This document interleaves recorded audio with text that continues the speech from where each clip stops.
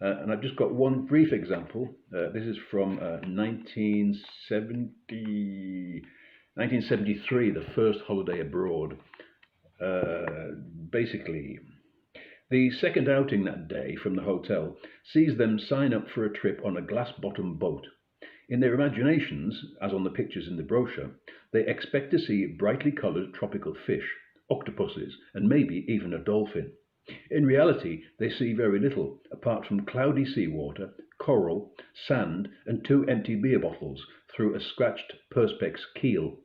They can't have real glass, say the boat's pilots, because it's prone to breakage, and then the boat will sink, which makes Dad speculate, who can't see the drawback in calling it the perspex bottom boat?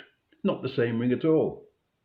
To compensate for the evident lack of anything remotely associated with the very event they were drawn to in the first place, the two boats' Spanish helpers, they certainly can't be called sailors, soon reveal the on-board icebox, packed to the gills with San Miguel and fake leather sacks of hardcore, raw and throaty Spanish red wine.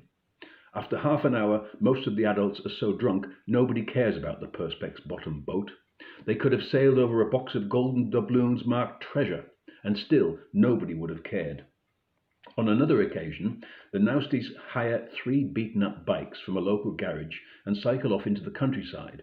But the punishing heat and steep twisting roads keep their trek short on distance, and soon they find themselves sitting in a dusty local bar full of crusty old men drinking San Miguel and playing dominoes.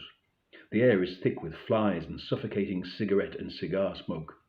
After 2 beers, Dad Nousty gets bold and joins the game of dominoes, and surprisingly wins 2 games, while Jethro drinks bottles of Coca-Cola taken from the icebox, looks at the dusty and worn discs on the jukebox, and Mum tries to communicate with the local senoritas.